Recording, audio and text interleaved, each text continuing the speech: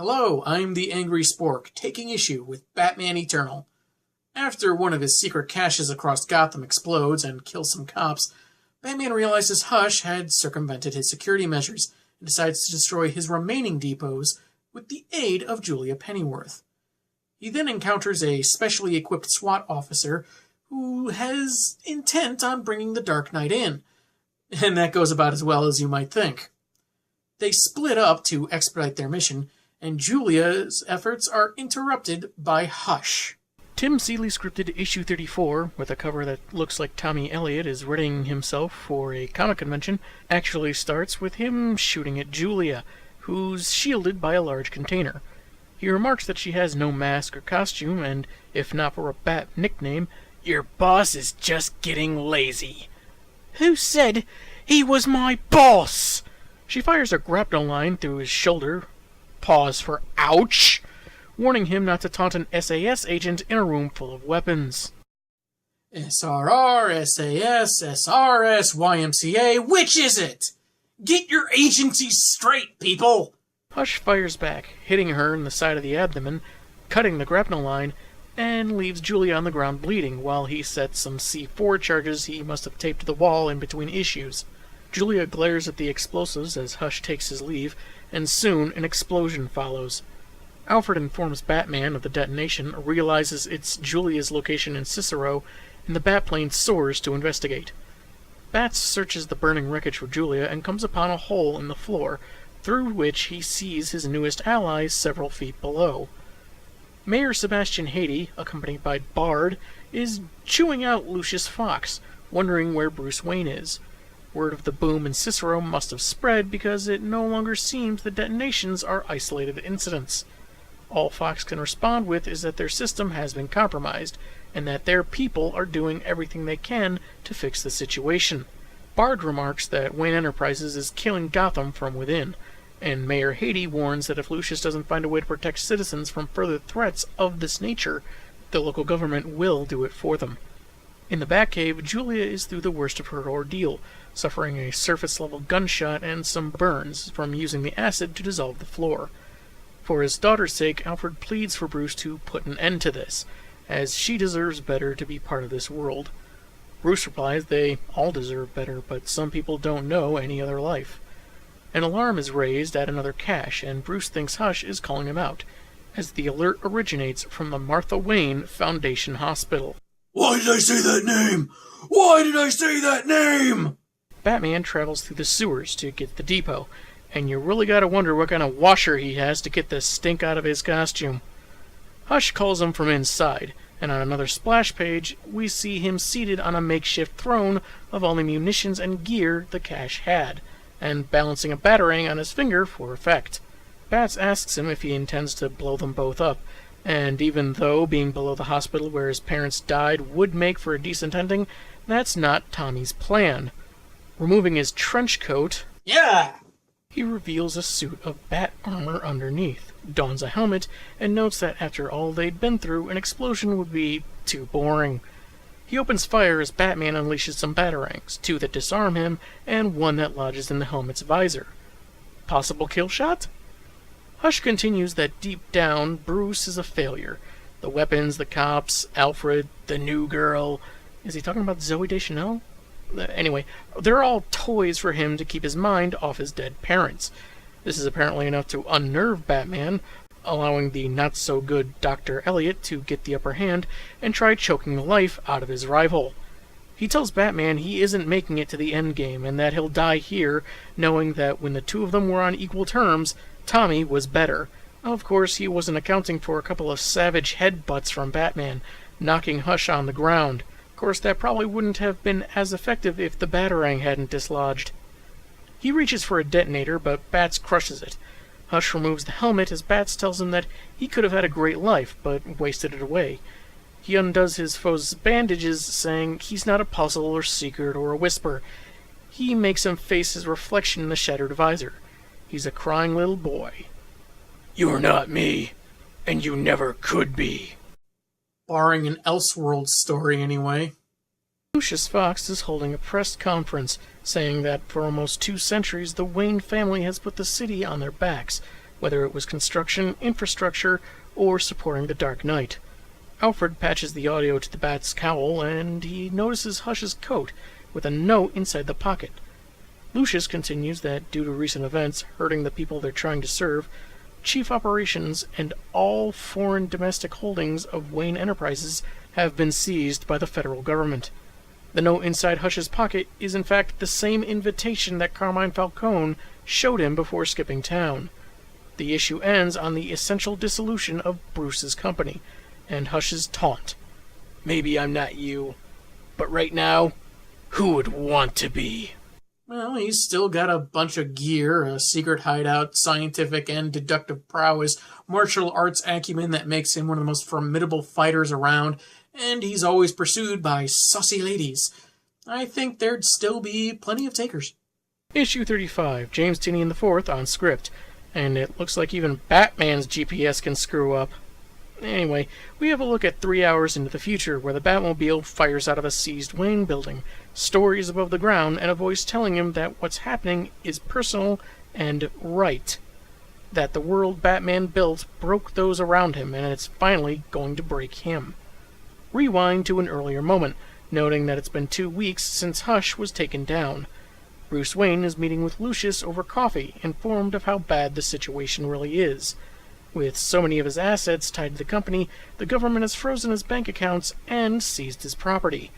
On top of this, he handed the keys to the manor to Jeremiah Arkham to supplant the old asylum, with an asterisk noting a caption which advertises for the Arkham Manor title. On top of that, Bard raided the remaining Batman Inc. facilities, which raises the question, how did they get past Batman's security measures? But then again, why bother asking? Bruce is now worth an eighth of Lucius, who goes to settle the bill when Julia calls. The crews working to convert the manor are causing something of a ruckus, on top of making the bats flutter around to avoid vibrations. Bruce says they'll have to cope, and gets confirmation that the concrete seals are secured and no inmates will be getting into the cave. Ironically, the house may be more secure than Arkham Asylum ever was. Well, there's an idea we could try. Take the criminals out of prisons and keep them in lavish, sprawling mansions. To change.org! Though there is one crackpot with them. Hush is in a glass cell, and still wearing his bandages because that's his trademark, and otherwise some readers wouldn't be able to recognize him. Heck, he's so bland I doubt I would recognize him. Julia hates having him around, but it's not like they can leave him to the police, who are controlled by Bard, who's controlled by Hush, and you see where I'm going with this. When Elliot mocks her father's condition, Julia is tempted to bust a cap in his gauze, but knows Bruce wouldn't allow it. No one who works with me can use lethal force. Except Red Hood. It's okay when he kills people because New 52! As Bruce is about to leave, he's informed of one more asset Jason Bard has. Lucius Fox. Bard, as it happens, is on the roof of the cancelled Wayne Restoration Project, talking with Vicky Vale on the phone. She says there's been a shakiness in his voice ever since the cash explosions, and is annoyed that he won't talk about it. "Hey, I'm not the one who suddenly skipped town." Vale says she's following a lead on a story from outside Gotham, and as we see, has taken Joey Day along with her. Jason claims all the big stuff is almost over, and he has something he wants to tell her to make sense of everything he's done since his transfer from Detroit. But he can't until one last thing is done. Can you imagine just how intense this would all be if we saw more of their romantic relationship than a single kiss and some mild flirting? Well, it just so happens Vicky and Joey have arrived in the Motor City and plan to hit up some cop bars, with a page in Vale's notebook headlined with The Secret Life of Commissioner Jason Bard. Hopefully this works better than that piece I did on that Walter Mitty guy. Bard returns to the matter at hand, confirming with Maggie Sawyer that selected sites have been cleared out. She begins to raise concern about the blast radius when Bard orders detonation on his call. Do it! With that, 2 buildings that appeared to have been under construction come tumbling down. The commissioner asks Lucius, manning a computer terminal, if he has entered the city. When Fox suggests he may be too smart, a blip comes on the monitor in classic sitcom comedic fashion. He's apparently en route, and they ain't talking about the good-humored truck driver. It's Batman, bewildering Julia as to why he's driving to an obvious trap. It's the best way to force a confrontation, Bat says, when your opponent thinks they have all the cards. She asks what happens if they actually do have all the cards, and further ponders why Bard is still at this since he was under Hush's thumb. The transmission is suddenly interrupted and replaced with Jason Bard, telling Batman to pull over or face the full force of the law. He better not have taken over my favorite easy listening station, or so help me. In a Detroit bar, Vale is ordering Joey a soda and herself a rail whiskey triple rocks. I don't drink, so I have to assume that means she wants 3 model train cars in her glass while the bartender chucks rocks at her. She mentions to her server that she's from Gotham and that Warren says hi. Warren has finally become useful in a scene he's not in. Way to go! After an attempt at humor, Frank discerns that she's here about the kid, Jason Bard. He solemnly recalls what happened to the guy as a result of Detroit's wannabe Batman. Before we get into that, back to see how Bard is handling the genuine article. He tells Bats he's already lost, as he has the man that designed everything he uses. Weird detail I need to point out, the dialogue bubble is from Bard, but the source is curved so to look like Lucius is saying it. A rare occurrence in my experience, but it can happen. Moving on, Bard continues talking about the glass nanofiber core of the car's shell. Batman tries to cut the conversation, but Jason isn't having it, telling Lucius to lock what systems he can. An ultra-heated wire mesh screen is set up, alleging to be able to melt through just about anything, and Bats couldn't find a way to use it without damaging his own car. Bats punches through the monitor in a rage and drives through the mesh, leaving scorch marks and cutting off bits of the car. And Alfred's got a lot of work to do while he's recovering from crippling hallucinations. Batman sheds that core they were talking about earlier, and Lucius gains full system access and control of the car to lead them to their location. Getting back online, Bard asks if he's ready to surrender, and Bats just snarks back, "Let me think on it." The Commissioner takes control, ordering the vigilante to unmask, cuff himself, and use the only system they've left him, the emergency brakes, to end this clash. Batman refuses, so Bard orders the use of the jet propulsion, but Lucius says that could kill the Dark Knight, and Harvey Bullock points out that it would endanger people on the street. Bard activates the jets himself, and the Batmobile roars forward, off the street, and into a building. As Bard asks if he's had enough, and ramps up the juice, Penny 2 momentarily reestablishes contact. Bats is headed for Wayne Enterprises, and he needs the car stopped. Bard controls the fail-safes, and the ultra-heated mesh welded the cockpit shut. Julia says she can't, but Batman needs her to, as he crashes out of one building and right into another. Jason warns there's nothing on the other side of the Wayne building, and Batman tells him that Hush is gone and he needn't go through with this. "You have no idea what I need." Well, I'd say anger management obviously tops the list. An interestingly structured 2-page spread shows the Batmobile crash through Wayne Enterprises, to Hush's delight, as Julia frantically tries to get a system, any system, back online. The car crashes through the other side, and the captioned dialogue we got at the beginning are repeated as it begins to fall. A brief glimpse back at the Detroit bar before we go, with Frank explaining that one night Bard lost everything because of someone like Batman, and he had the haunted look of someone willing to burn down the world to make things right. Some men just want to watch the world burn, in a convoluted and counterintuitive attempt to save it. Yeah, it doesn't quite have the same ring, does it? Which makes it fit perfectly in the post-Flashpoint universe. Issue 36, Tinian still scripting, opens with Harper Row watching over her comatose brother in Red Robin's nest. Wonder how they went about getting him out of the hospital, but you know the writers won't explain that in story. She remarks how nothing gets under your skin like not knowing, except for the nanobots infecting him, but you're just trying to one-up me like you always do. Someone one-upping Harper Row? Is that even allowed? Oh wait, she said trying, never mind. Of course, we never even saw any of the supposed attempts at Cullen trying to one-up her, but whatever. Efforts to trace the infection have been fruitless, and for the time being, the bots seem to do nothing more than migrate and avoid them, as if they're waiting for something. She mentions catching Red R get out of the shower, seeing some body scars he seems to ignore, nothing R-rated, likely the cost of being a crime fighter. She's called to the main console, where Red Robin updates her to the police's assault on Batman.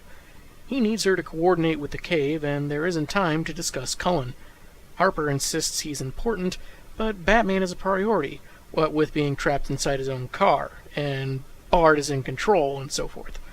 The most important thing is for everyone to be brought in together. He can't let Batman die. Where was this sense of camaraderie and teamwork when 17 caches needed to be destroyed? For that matter, where were the sidekicks and why were they not called? In the cave, as the Batmobile descends, Julia is frantic to come up with the kind of solution she thinks her dad would have come up with 5 minutes ago. She peers over a ledge, seeing him sleep, but didn't think to rouse him to save his surrogate son's life until an idea strikes her. She inputs the command Blue Rose. That's when we see the Batmobile crash into the streets below. Well, that's a terrible command. Blue Rose feels like it's supposed to have some kind of significance, but if it does, it was never hinted at earlier in the story, as it probably should have. But that's just one more piece to the very, very large pile. Bard appears to be the only person proud of what's just transpired, with Bullock chiding his actions. "You don't understand, Harvey." "Men like you? I don't want to understand." With that, the police force turn and walk away. In Detroit, Frank the bartender is gradually regaling Vale and Joey about how rough Detroit is. The Batman that changed Jason Bard wasn't the genuine article, but a fanboy that appeared after the debut of the Justice League, which confirmed the Bat rumors out of Gotham. At the time, Bard had a partner named Jody, someone he may have had a thing for and who resembles Vicky Vale, making her relationship with Bard not creepy at all. The Bat poser was a laughingstock to police for weeks, often getting hospitalized and having no idea how to deal with criminals. One night, when Bard and Jody were on a drug bust, the would-be Bat crashes in, distracting Jody long enough to take 2 bullets in the head. Bard was the only one to survive that night, walking into the bar, still covered in his partner's blood. I guess Detroit police in this universe are a bit more relaxed when it comes to filing their reports. Like, did Bard kill all the criminals in a fit of rage? Did he maybe kill the Bat fake? Interesting questions, which this book will never answer. As Bard drank on, he heard a report on the news about then-Commissioner James Gordon talking about the victory of Batman taking down the Joker. Bard saw Gordon as the worst of them all, encouraging someone in a suit to do his job for him. "Any cop with his head on his shoulders and the right resources could set that city right." That's when a doctor, whom we see as Tommy Elliot, offers to buy Bard a drink. After that night, Bard never mentioned his partner or Batman again, but it was still surprising when he accepted the Gotham transfer. Just as Frank supposes he's there fixing the place like he said, guess who calls Vicky's phone? Bard says he has a story about him taking down the Dark Knight, but Vicky doesn't let him finish. She feels used in his personal quest for Jody-related vengeance, and she no longer has the stomach to check any of his other old friends after Frank. One bar trip and the story is broken. There's convenient.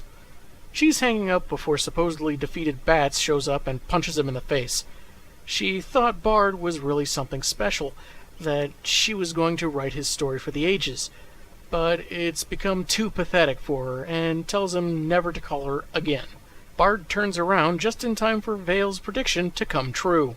Really, though, it's not like that was a hard prediction to make. Heck, that's probably why all the other cops left. Except I would expect Bullock to stay and watch. Ooh, maybe he went to get popcorn. Generously, Bats explains that one of his associates initiated a protocol that dropped out the undercarriage, allowing him to follow the updraft away from the explosion. Beyond that, there were 6 other escapes he could have used.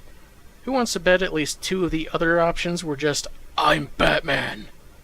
Still, no explanation where Blue Rose came from. You figured Hush was forcing Bard into his actions until his men died, albeit from Bat Cash explosions, but those same weapons Bard unleashed on the streets with little regard to the citizens. And that's when Bard really loses it, saying the love of his life/partner died because someone was playing superhero, and Bats doesn't see the effect he has.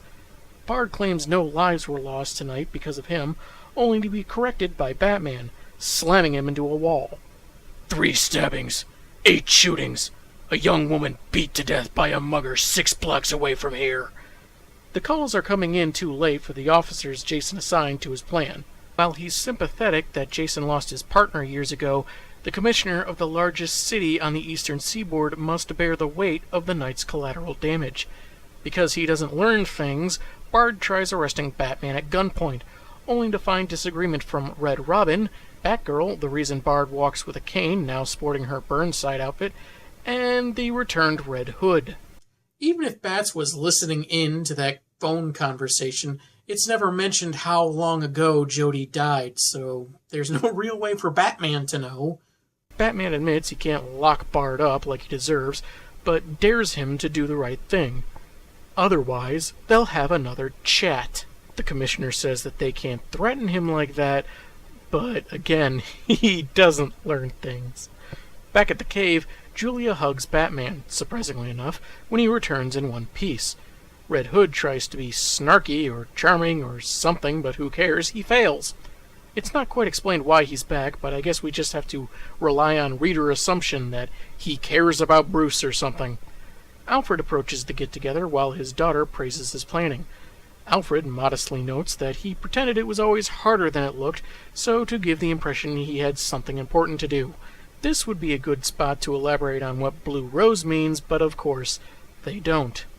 Enough whimsy, there's a whoopin' to get to. Batman opens Hush's cage, throwing him around after a crack about having nothing. Julia stops him, with Bats claiming Elliot doesn't know what he's done, but quite the contrary, he knows exactly.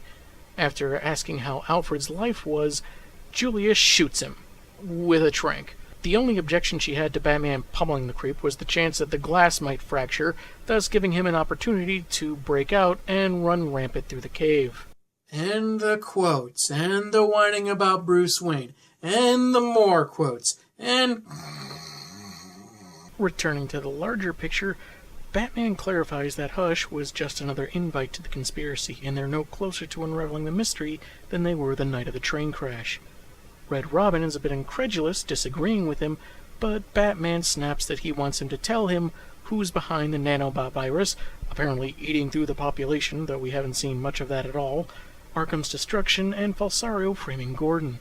It's all connected, and he sends his allies out to find him anything they can. As they head out, Batman commends Julia for her actions, and remarks on the tickets she has to a concert in the city. He insists on running the analysis himself so she can go, but will be back on the clock at 0600. It's actually nice to see Batman be willing to let someone have a little downtime, especially when they're new to this whole thing. But really what's surprising about this is that Gotham is still holding concerts when it's supposedly in even more chaos than usual. Julia heads out, but warns Batman not to get stretched too thin. After all, he's no Stretch Armstrong.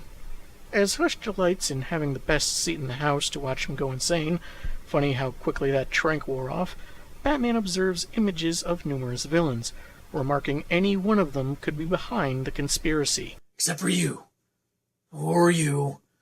Or him, or her, or him. He's actually locked up behind me. Okay, so very few of you could have done this. Elsewhere, Edward Nygma, the Riddler, has a more analog collection of rogues, with lines connecting them. He muses to himself what Batman must look like now, trying to figure it out and never bearing to be outthought. Since he's yet to connect the pieces, Nygma decides the world's greatest detective needs a little push.